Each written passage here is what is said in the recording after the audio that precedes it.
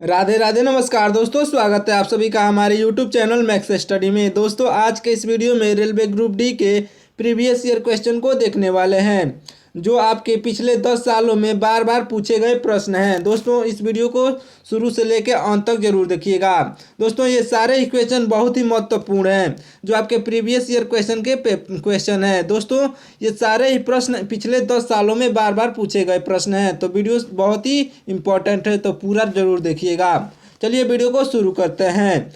आपका पहला प्रश्न है, रबड़ रबड़ शब्द किस खेल से संबंधित है। दोस्तों रबड़ शब्द किस खेल से संबंधित है, तो आपका right answer option number A होगा, यानी कि क्रिकेट से। दोस्तों याद रखिएगा, right answer option number A होगा। चलिए अगले प्रश्न की ओर बढ़ते हैं। दोस्तों आपका अगला प्रश्न है, नहर निर्माण करवाने वाला दिल्ली का प्रथम सुल्तान था। दोस्तों नहर निर्माण करवाने वाले दिल्ली का प्रथम सुल्तान कौन थे। तो दोस्तों आपका right answer option number A होगा, यानी कि गयासुद्दीन तुगलक जो है नहर निर्माण कराने वाले दिल्ली का प्रथम सुल्तान थे। दोस्तों याद रखिएगा, गयासुद्दीन तुगलक आपका राइट आंसर हो जाएंगे। अगला प्रश्न है दोस्तों, आपका अगला प्रश्न है, आगरा नगर की स्थापना किसके द्वारा की गई थी। दोस्तों आगरा नगर की स्थापना किसके द्वारा की गई थी, तो आपका right answer option number B होगा, यानी कि सिकंदर के द्वारा आगरा नगर स्थापित किया गया था। दोस्तों याद रखिएगा, सिकंदर के द्वारा आगरा नगर स्थापित किया गया था। दोस्तों अच्छे से याद रखिएगा। चलिए अगले प्रश्न की ओर बढ़ते हैं। आपका अगला प्रश्न है, लोधी वंश का अंतिम शासक कौन था। दोस्तों ये क्वेश्चन बहुत ही इंपॉर्टेंट है, लोधी वंश का अंतिम शासक कौन था। तो आपका right answer option number A होगा, यानी कि इब्राहिम लोधी जो था लोधी वंश का सबसे अंतिम शासक था। दोस्तों आपको किसी भी क्वेश्चन का आंसर पहले से मालूम हो तो कमेंट में बताइएगा। दोस्तों इससे हमें ये पता चलता है कि आपकी तैयारी कैसे चल रही है, तो कमेंट में ज़रूर बताइएगा अगर किसी भी क्वेश्चन का आंसर मालूम हो तो। और कमेंट में बताइएगा कि आपने 40 प्रश्न में से कितने सही किए। दोस्तों आपका अगला प्रश्न है, विजयनगर साम्राज्य की स्थापना कब हुई थी। दोस्तों विजयनगर साम्राज्य की स्थापना कब हुई थी, तो आपका right answer option number A होगा, यानी कि 1336 में, सन 1336 ईस्वी में विजयनगर की साम्राज्य की स्थापना हुई थी। दोस्तों याद रखिएगा, 1336 ईस्वी में विजयनगर साम्राज्य की स्थापना हुई थी। आपका अगला प्रश्न है, बहमनी राजाओं की राजधानी थी। दोस्तों आपका प्रश्न है, बहमनी राजाओं की राजधानी थी, तो आपका right answer option number B होगा, यानी कि गुलमबर्गा जो है बहमनी राजाओं की राजधानी थी। गुलमबर्गा जो है बहमनी राजाओं की राजधानी थी। याद रखिएगा दोस्तों, right answer option number B होगा। अगला प्रश्न है, कृष्णदेव राय ने निम्नलिखित में से किसके साथ मैत्रीपूर्ण संबंध रखे थे। दोस्तों कृष्णदेव राय ने निम्नलिखित में से किसके साथ मैत्रीपूर्ण संबंध रखे थे। तो दोस्तों आपका right answer option number C होगा, यानी कि पुर्तगालियों के साथ कृष्णदेव राय ने मतलब कि पुर्तगालियों के साथ मैत्रीपूर्ण संबंध रखे थे। याद रखिएगा दोस्तों, पुर्तगालियों के साथ। आपका right answer option number C होगा। आपका अगला प्रश्न है, किस सुल्तान ने अपनी आत्मकथा लिखी। दोस्तों किस सुल्तान ने अपनी आत्मकथा लिखी। इन चारों ऑप्शन में से ही बताना है आपको कि किस सुल्तान ने अपनी आत्मकथा लिखी। तो आपका right answer option number C होगा, यानी कि फिरोज तुगलक ने अपनी आत्मकथा स्वयं लिखी है। दोस्तों याद रखिएगा, फिरोज तुगलक ने, इन चारों ऑप्शन में से ही होगा दोस्तों। तो मतलब इन चारों ऑप्शन में से ही पूछा है, और भी कोई सुल्तान है जो अपनी आत्मकथा लिखे होंगे, लेकिन आपको इन चारों ऑप्शन में से बताना है। तो आपका right answer option number C होगा, यानी कि फिरोज तुगलक ने अपनी आत्मकथा लिखी है। याद रखिएगा दोस्तों। आपका अगला प्रश्न है, लोधी वंश का सर्वाधिक शक्तिशाली सुल्तान था। दोस्तों लोधी वंश का सर्वाधिक शक्तिशाली सुल्तान कौन था। आपका right answer option number A होगा, यानी कि सिकंदर लोधी जो है लोधी वंश का सर्वाधिक शक्तिशाली सुल्तान था। याद रखिएगा दोस्तों, लोधी वंश का शक्तिशाली सुल्तान जो है सिकंदर लोधी था। याद रखिएगा, right answer option number A होगा। आपका अगला प्रश्न है दोस्तों, आपका अगला प्रश्न है, राजिया बेगम को सत्तायुक्त करने में किसका हाथ था। दोस्तों राजिया बेगम को सत्तायुक्त करने में किसका हाथ था। तो आपका right answer option number A होगा, यानी कि तुर्की का हाथ था। दोस्तों राजिया बेगम को सत्ता युक्त करने में तुर्की का हाथ था, याद रखिएगा दोस्तों, तुर्की ने राजिया बेगम को सत्तायुक्त किया था, याद रखिएगा। आपका अगला प्रश्न है किसने भूमि मापने का पैमाना यानी कि गज ए सिकंदरी का प्रचलन किया। दोस्तों आपका right answer option number B होगा, यानी कि सिकंदर लोदी ने भूमि मापने का पैमाना गज ए सिकंदरी का प्रचलन किया। दोस्तों याद रखिएगा, सिकंदर लोदी ने, आपका right answer option number B होगा। अगला प्रश्न है आपका, दोस्तों आपका अगला प्रश्न है पुरुषों का बैडमिंटन प्रतियोगिता में दी जाने वाली ट्रॉफी है। दोस्तों पुरुषों की बैडमिंटन प्रतियोगिता में दी जाने वाली ट्रॉफी है। आपका इन चारों ऑप्शन में से right answer option number B होगा, यानी कि थॉमस कप जो है पुरुषों की बैडमिंटन प्रतियोगिता में दी जाने वाली ट्रॉफी है। याद रखिएगा दोस्तों, पुरुषों की बैडमिंटन प्रतियोगिता में दी जाने वाली ट्रॉफी थॉमस कप है। दोस्तों याद रखिएगा, थॉमस कप जो है पुरुषों की बैडमिंटन प्रतियोगिता में दी जाने वाली ट्रॉफी है। दोस्तों अच्छे से याद करिएगा। अगर आपको किसी भी क्वेश्चन का आंसर पहले से मालूम हो तो कमेंट में ज़रूर बताइएगा। अगर आपको किसी भी क्वेश्चन का आंसर पहले से मालूम हो तो कमेंट में ज़रूर बताइएगा, और ये बताइएगा कि आपने कितने क्वेश्चन सही किए। दोस्तों 40 क्वेश्चन है और 40 क्वेश्चन में से कितने क्वेश्चन आपने सही किए हैं कमेंट में बताइएगा।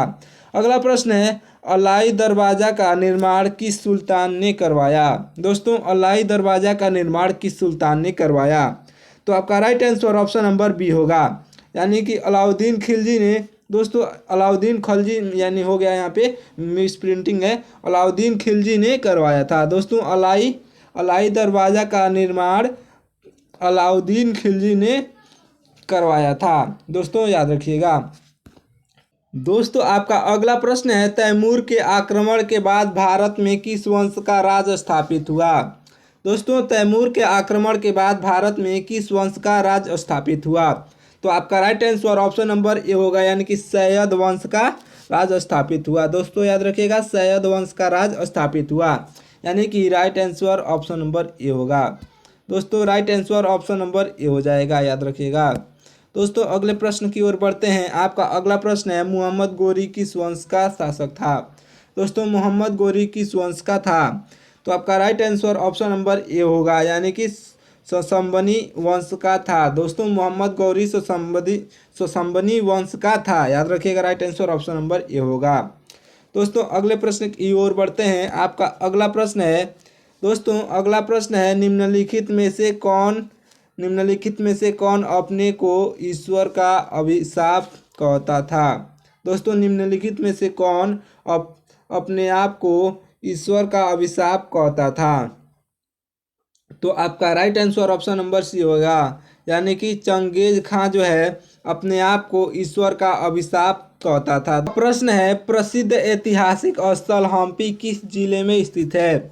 दोस्तों प्रसिद्ध ऐतिहासिक स्थल हम्पी किस जिले में स्थित है, तो आपका right answer option number C होगा, यानी कि बेल्लारी जिले में स्थित है। दोस्तों आपका right answer option number C होगा। प्रसिद्ध ऐतिहासिक स्थल हम्पी बेल्लारी जिले में स्थित है। दोस्तों स्थित है, याद रखिएगा, right answer option number C होगा। आपका अगला प्रश्न है विजयनगर साम्राज्य के वित्तीय व्यवस्था की मुख्य विशेषता क्या थी।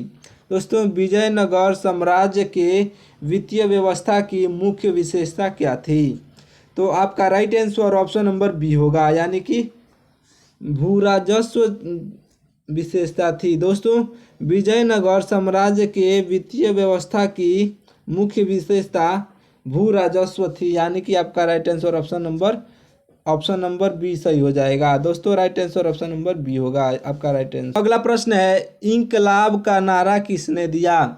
इंकलाब का नारा किसने दिया, तो आपका right answer option number B होगा, यानी कि इकबाल ने इंकलाब का नारा दिया था।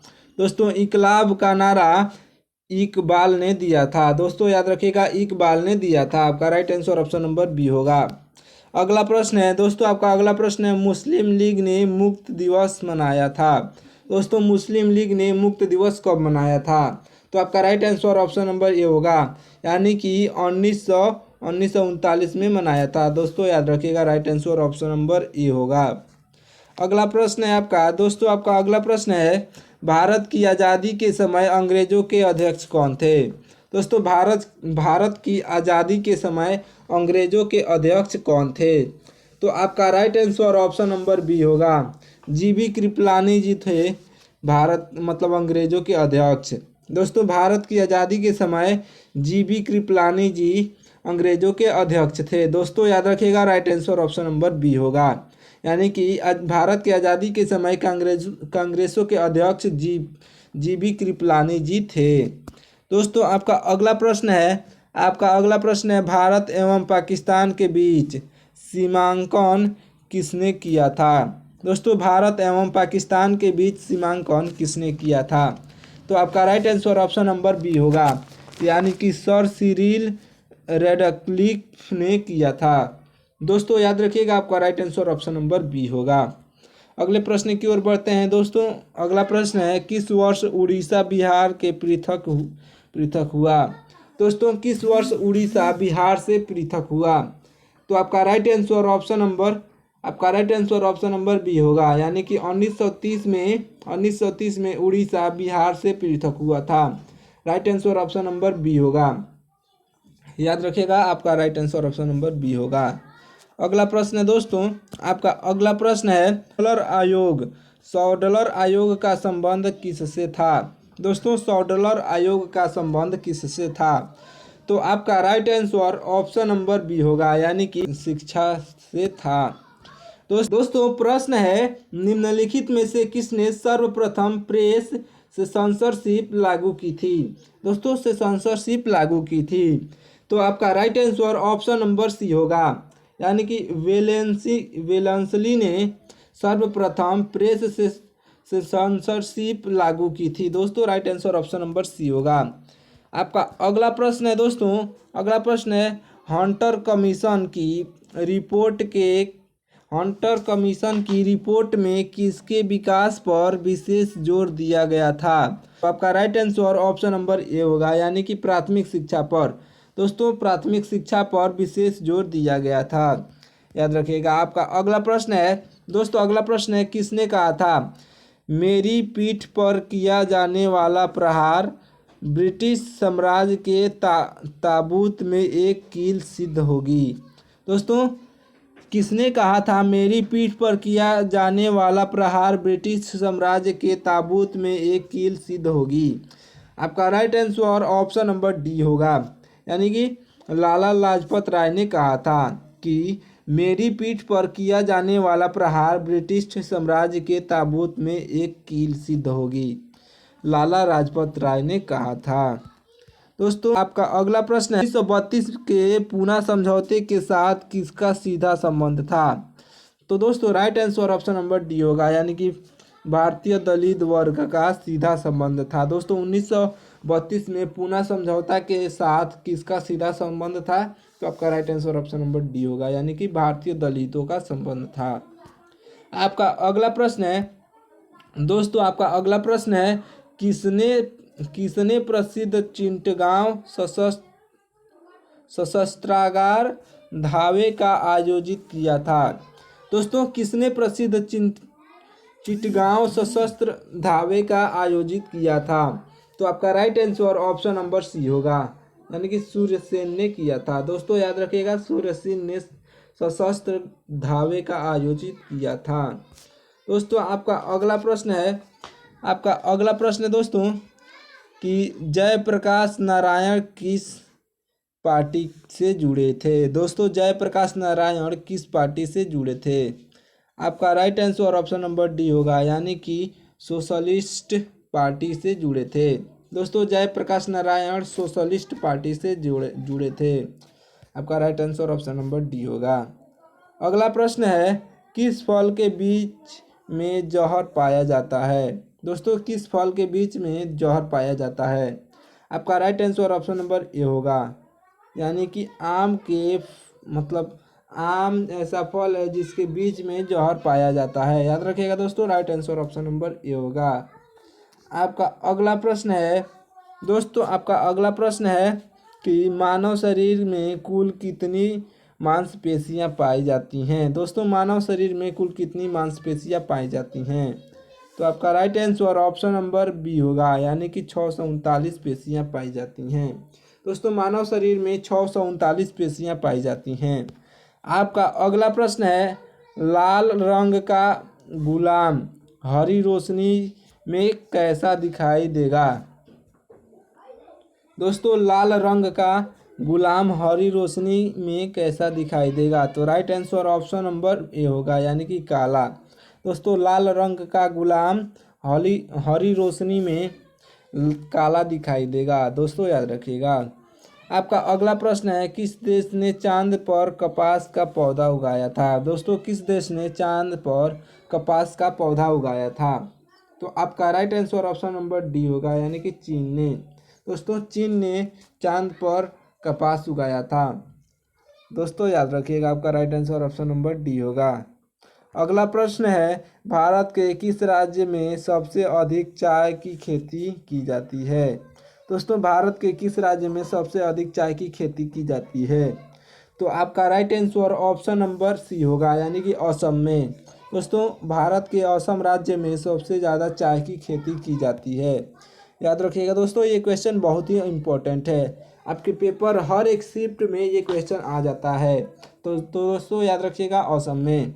आपका अगला प्रश्न है, ऐसा कौन सा शहर है जो मात्र एक दिन के लिए भारत की राजधानी बना था। दोस्तों, ऐसा कौन सा शहर है जो मात्र एक दिन के लिए भारत की राजधानी बना था। तो आपका right answer option number C होगा। इलाहाबाद जो है मात्र एक दिन के लिए भारत का राजधानी बना था। दोस्तों, इलाहाबाद ऐसा शहर है जो एकमात्र शहर है जो एक दिन के लिए भारत की राजधानी बना था। आपका अगला प्रश्न है दोस्तों, आपका अगला प्रश्न है, पाकिस्तान का राष्ट्रीय पशु कौन सा है। दोस्तों, पाकिस्तान का राष्ट्रीय पशु कौन सा है। तो आपका right answer option number B होगा, यानी कि मारखोर जो है, मारखोर एक पशु है जो पाकिस्तान का राष्ट्रीय पशु है। दोस्तों, याद रखिएगा, मारखोर जो एक पशु है पाकिस्तान का राष्ट्रीय पशु है। आपका अगला प्रश्न है, मनुष्य के शरीर का सबसे बड़ा आंतरिक अंग कौन सा है। दोस्तों, मनुष्य के शरीर का सबसे बड़ा आंतरिक अंग कौन सा है। तो आपका right answer option number C होगा, यानी कि लीवर जो है मनुष्य के शरीर का सबसे बड़ा आंतरिक अंग है। दोस्तों, लीवर ऐसा अंग है जो है मनुष्य के शरीर का सबसे बड़ा आंतरिक अंग है। दोस्तों, याद रखिएगा। आपका अगला प्रश्न है, बैटरी के अंदर की एसिड का उपयोग किया जाता है। तो आपका right answer option number B होगा, यानी कि सल्फ्यूरिक एसिड जो है, सल्फ्यूरिक एसिड उपयोग किया जाता है बैटरी के अंदर। दोस्तों, याद रखिएगा, सल्फ्यूरिक एसिड आपका राइट आंसर हो जाएगा। आपका अगला प्रश्न है दोस्तों, आपका अगला प्रश्न है, इनमें से कौन सी धातु सिर्फ भारत में पाई जाती है। इनमें से कौन सी धातु सिर्फ भारत में पाई जाती है। तो आपका right answer option number C होगा, यानी कि अभ्रक धातु जो है सिर्फ भारत में पाई जाती है और किसी देश में नहीं पाई जाती। दोस्तों, अभ्रक ऐसा धातु है जो सिर्फ भारत में पाया जाता है। चलिए, वीडियो को यहीं पे समाप्त करते हैं, मिलते हैं अगले वीडियो में। तब तक के लिए बहुत बहुत धन्यवाद।